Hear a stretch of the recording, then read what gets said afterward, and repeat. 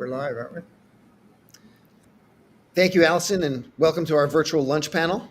I'm aware that conducting a panel during lunch means that what we discuss now will have to compete with the salmon, so we brought our A game this afternoon. We refuse to take a backseat to a fish. But in all seriousness, this is a topic so urgent that we are keen to have your attention and to discuss the deadly nature of radioactive waste. There are 3.6 million pounds of radioactive nuclear waste buried in iffy, past their perishable date casks just 100 feet from the Pacific Ocean. Did we mention this was all in an area so seismically active it is known as Earthquake Bay? That begs the question for which this panel is named, Why Are We Worried? And to answer that question, we are delighted to be joined by two distinguished experts on nuclear energy and radioactive waste, Dr. Paul Dorfman and Dr. Gordon Edwards. Dr. Dorfman is visiting fellow at the Science Policy Research Unit, University of Sussex, chair of the Nuclear Consulting Group, and a member of the Irish government's Environment and Protection Agency Radiation Protection Advisory Committee. And Dr. Edwards is the co-founder of the Canadian Coalition for Nuclear Responsibility and has been its president since 1978. He's worked widely as a consultant on nuclear issues and has been qualified as a nuclear expert by courts in Canada and elsewhere. Thank you for joining me, gentlemen. My pleasure. Thank you. Let's get right to it. Gordon, let's start with you. The San Onofre nuclear power plant, known as SONGS, was permanently shut down in 2013 and began decommissioning in 2014, about a decade ago. The name of this panel is, again, Why Are We Worried? So please tell us precisely why we should indeed be worried. Well, thanks, Lance. That's a good question. If nuclear power were just generating electricity and nothing else, it would be safe. But it's also mass producing deadly radioactive poisons that were never found in nature before the nuclear age began just 85 years ago. For instance, if you look at nuclear fuel, it can be safely handled before it goes into the reactor. But after it comes out, it is millions of times more radioactive, and it will kill any nearby human being in a matter of seconds by an enormous blast of gamma radiation. So what makes the used fuel suddenly so dangerous? Well, inside the fuel, there are literally hundreds of brand new varieties of radioactive elements that were created by the splitting of uranium atoms. For example, you might have heard of iodine-131, cesium-137, strontium-90. These are radioactive varieties of non-radioactive elements that exist in nature all around us. They're human-made radioactive poisons. They're sort of like evil twins.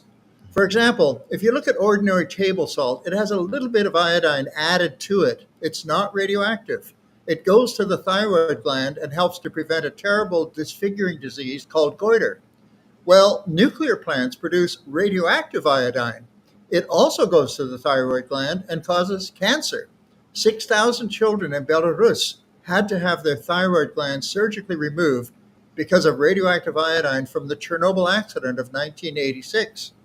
In northern England and Wales, for 30 years after Chernobyl, sheep farmers could not sell their meat for human consumption when it was contaminated with radioactive cesium. To this day, hunters in Germany and Austria who kill a wild boar cannot eat the meat because of radioactive cesium contamination. You know, everything is made up of atoms. The only difference is that radioactive atoms explode. It's called an atomic disintegration. Radioactive atoms are like little time bombs. If they explode inside you, they damage living cells, especially DNA molecules. When the DNA is damaged, it may make things grow in an unnatural way. Radiation damaged cells can and do develop into cancers of all kinds. What's even worse, if the reproductive cells are damaged, the eggs or the sperm, genetic illnesses can be passed on to children and grandchildren, and this danger remains as long as the radioactive wastes remain, which is essentially forever. Every radioactive material has a half-life. That's how long it takes for half of the atoms to disintegrate. Now, some have very long half-lives. Plutonium-239, for example, has a half-life of 24,000 years. That's 5 times longer than the Egyptian pyramids have existed.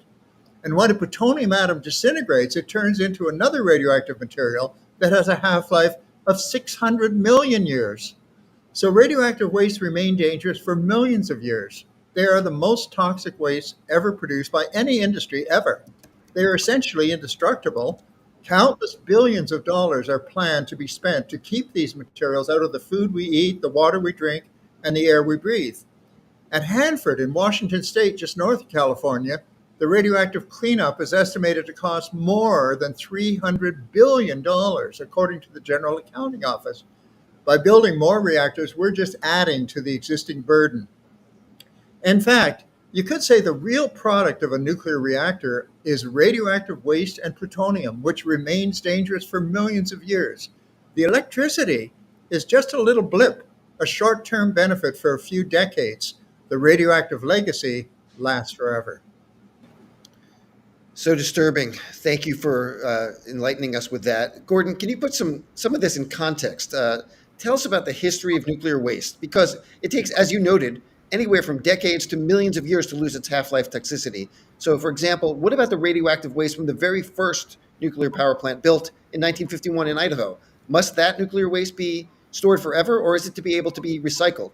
And would recycling solve the nuclear waste problem? Well, Lance, that's a good point, too. The very first reactors, in fact, did not produce electricity. They were built for the express purpose of creating plutonium for atomic bombs. Plutonium is a uranium derivative created in the reactor. It's one of the hundreds of radioactive byproducts that are created inside every uranium-fueled reactor.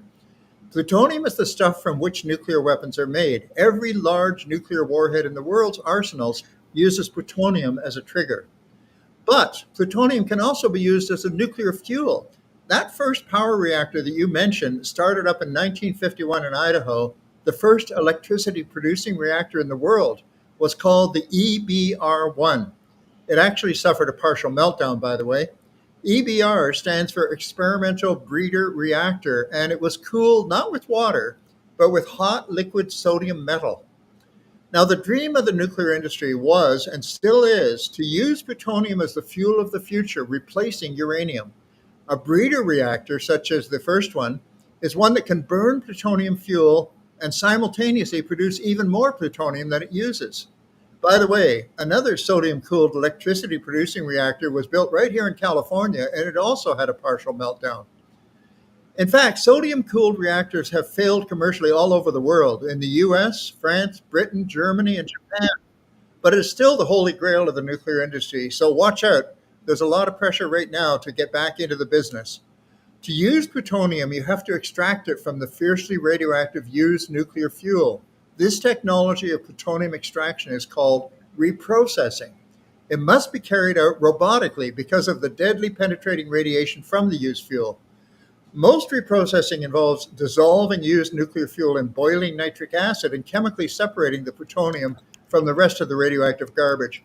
This creates large volumes of dangerous liquid waste that can spontaneously explode, as they did in Russia in 1957, or corrode and leak into the ground, as has happened in the USA. A single gallon of this liquid high-level waste is enough to ruin an entire city's water supply.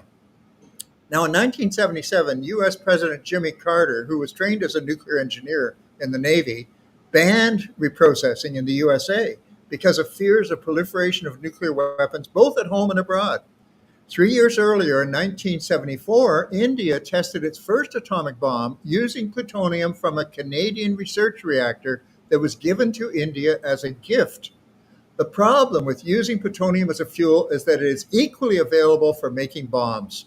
Any well-equipped group or of criminals or terrorists can make its own atomic bombs with a sufficient quantity of plutonium, and it only takes about 8 kilograms to do so. Even the crudest design of a nuclear explosive device is enough to devastate the core of any city. Plutonium is also extremely toxic, especially when it's inhaled. A few milligrams is enough to kill any human being within weeks through massive fibrosis of the lungs. A few micrograms, that's 1,000 times less, can cause fatal lung cancer with almost 100% certainty. So even tiny quantities of plutonium can be used by terrorists in a so-called dirty bomb. That's a radioactive dispersal device using conventional explosives. Just a few grams of fine plutonium dust could threaten the lives of thousands if it was released into the ventilation system of a large office building. So beware of those who talk about recycling used nuclear fuel. What they're really talking about is reprocessing and plutonium extraction, which opens a Pandora's box of possibilities. And the liquid waste and the other leftovers are even more environmentally threatening, more costly, and more intractable than the solid waste. Perpetual isolation from the environment is still required. Thank you, Doctor Paul. Let's talk about climate change. In the grand scheme of things, as Dr. Edwards just noted, nuclear energy is not that old. The first nuclear-powered electricity dates back, as we just mentioned, to 1951, less than 75 years ago. And as just noted with Gordon, because the half-life of waste can be thousands or even millions of years, we can't really predict, scientifically speaking, what kind of issues that can lead to when it's disposed. So now, how does the addition of climate change factor in here? The negative impacts of climate change are dangerous and unpredictable. Tell us how that could impact radioactive waste. Okay. So the IPCC, the International Panel on Climate Change, says that we must significantly cut CO2 emissions by 2030, to have a chance of hitting 1.5 degrees. Okay, 2030 to have a chance of hitting 1.5 degrees. The IPC AR6 2023 summary report, in fact, so it's the most recent report by the International Panel on Climate Change, says that renewables are now 10 times more efficient than nuclear at climate mitigation. Now, in terms of, say, COP28, the ambitions for COP28 were to triple nuclear capacity and to triple renewables capacity. If you look in detail, what you're saying is, what they say was to triple nuclear capacity to 1.2 terawatts by 2050. That's 1.2 terawatts of nuclear by 2050. On the other hand, the ambition is to triple renewables capacity to 11.5 terawatts by 2030. So 1.2 terawatts plays against 11.5 terawatts. 2050 nuclear plays against 2030 renewables. So you're seeing in live moment exactly what's going on here. Now, UK government global data, including planning and regulation, just one nuclear power station takes up to 17 years to put down, and that's about 10 years of construction. So 17 years to put down, including 10 years of construction. So if you look at our problem with climate, the simple reality is we just don't have time for new nuclear. It's a simple equation. It's in fact not up for grabs. And if you're looking at what happened to total electricity last year, 2023, 86% of all new power capacity additions worldwide, 86% of all new power capacity additions worldwide was renewables, with nuclear nowhere. So we see quite clearly what's happening and where this trajectory is going. Thank you, Paul. As you noted in referring to the UN IPCC report, which is the Intergovernmental Panel on Climate Change, the IPCC report, which synthesizes thousands and thousands of science research papers, noted that we must move away from fossil fuel as quickly as possible to avoid the potentially irreversible negative consequences of climate change. And yet some, as you noted, even in the green sector, point to nuclear energy as a viable alternative to fossil fuels. Tell us why that might not be true, that nuclear energy is not a viable alternative as a clean energy. It's just too late. It's just too late, and it's just too expensive. All of the recent Generation 3 reactors are hugely overcost and hugely over time. SMRs are well into development, which means that we won't be seeing any of this into the late 2030s, and only the beginning of some form of nuclear construction by the 2030s. So, sorry to interrupt, but is it even clean when people point to it as a clean energy alternative? Is it fair to say that nuclear energy is clean? No, it's completely unfair to say that nuclear energy is clean.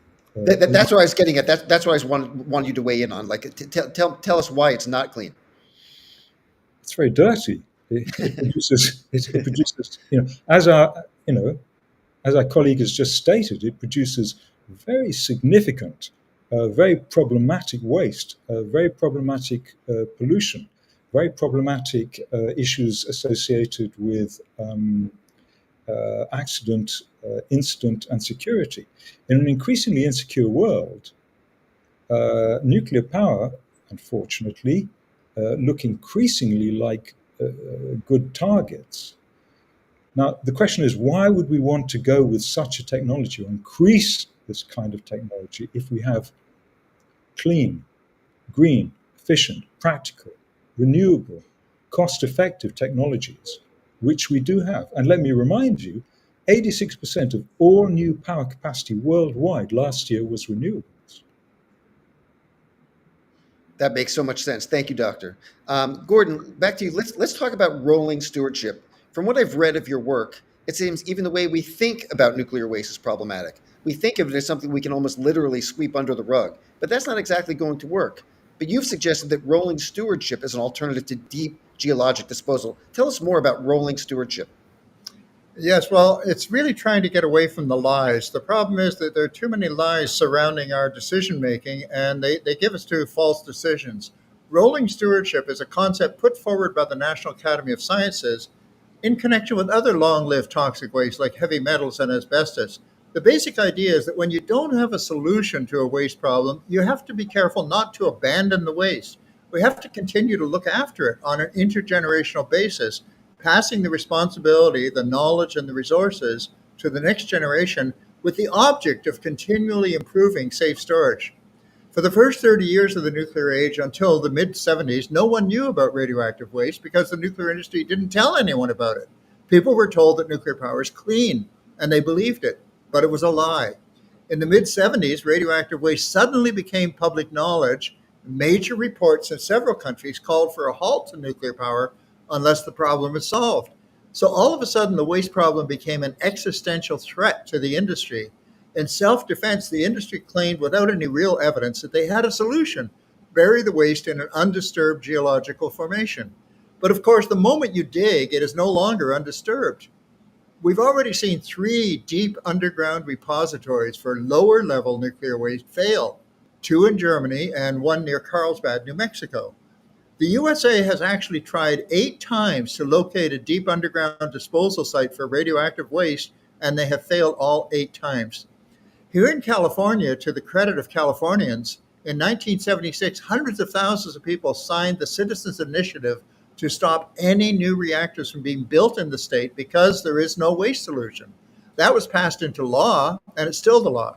The legislature asked the Energy Resources and Conservation Commission to see if there is a safe disposal method. After 2 years of public hearings, the verdict was no.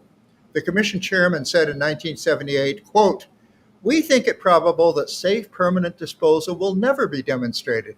Excessive optimism about the potential for safe disposal of nuclear waste has caused backers of nuclear power to ignore scientific evidence pointing to its pitfalls." That's the real crux of what we found, that you have to weigh scientific evidence against what is essentially engineering euphoria. End of quote. So rolling stewardship is not a solution, but an acknowledgement that we do not have a solution.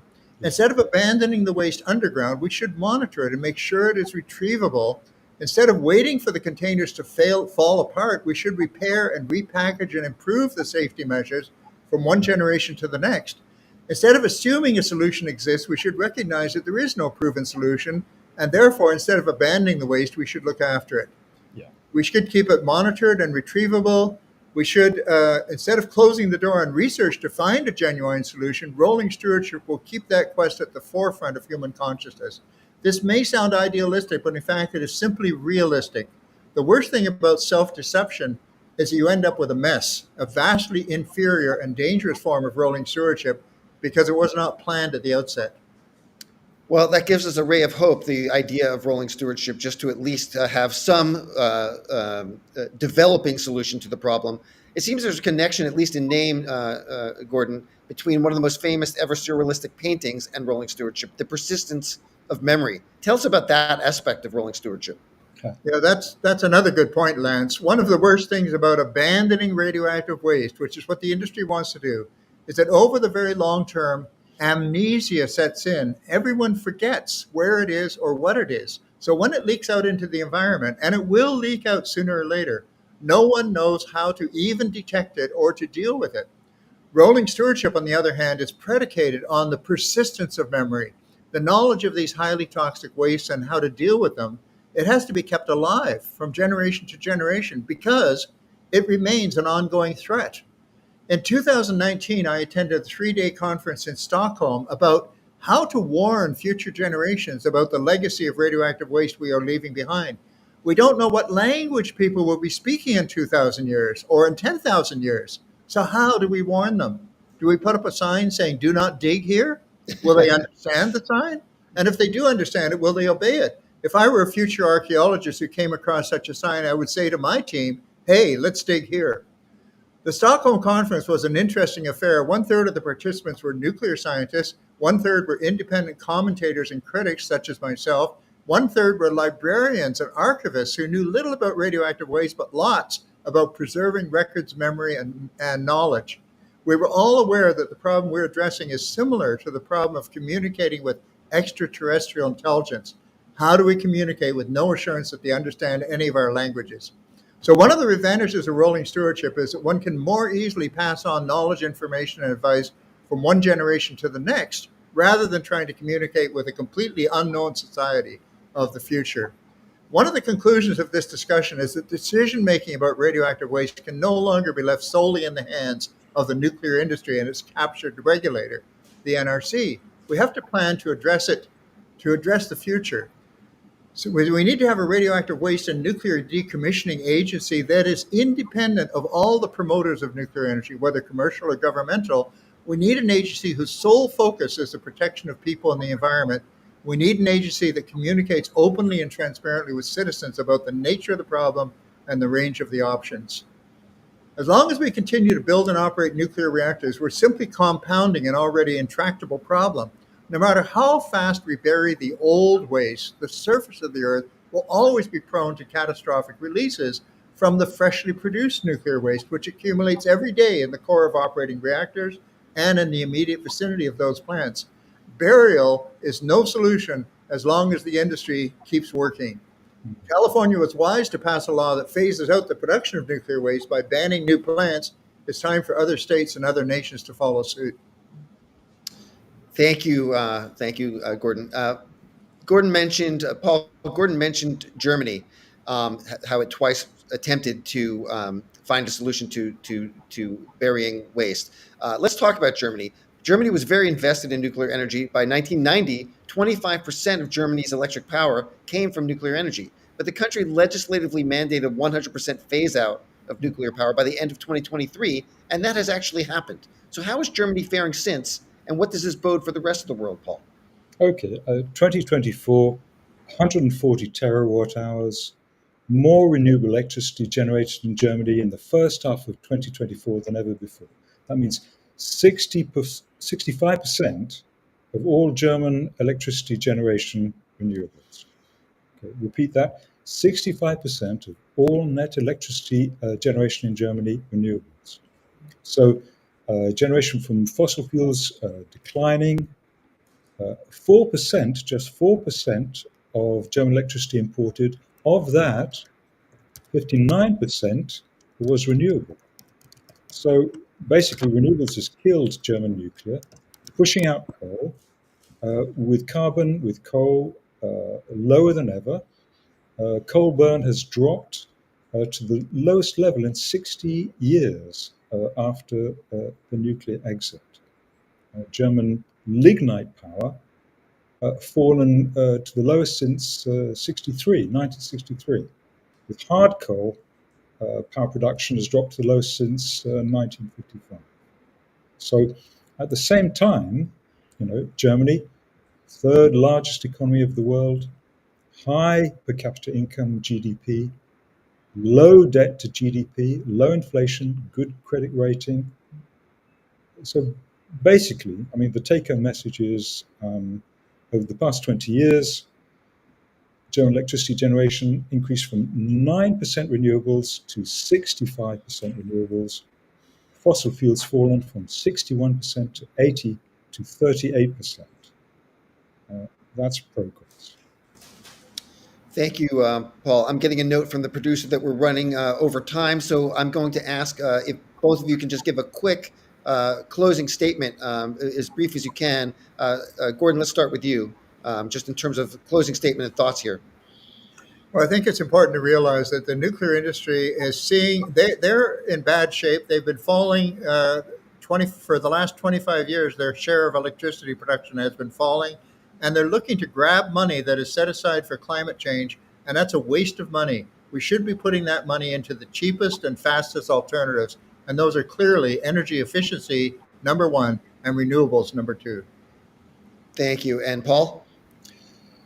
I was speaking in the UK Parliament with Naoto Khan. Afterwards, we had supper together.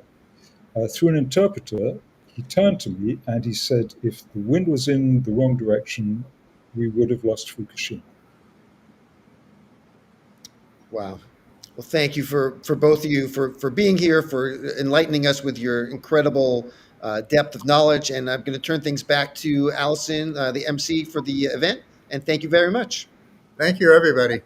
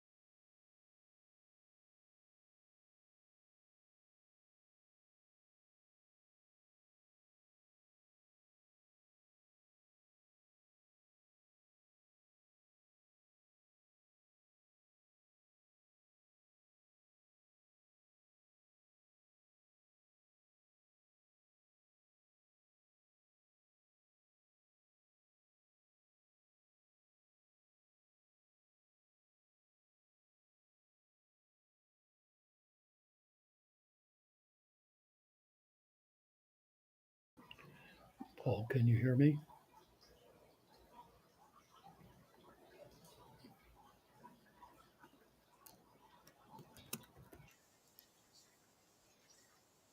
Okay. Uh, Paul, let me try the share screen and see if I can get it back. I had it a minute ago.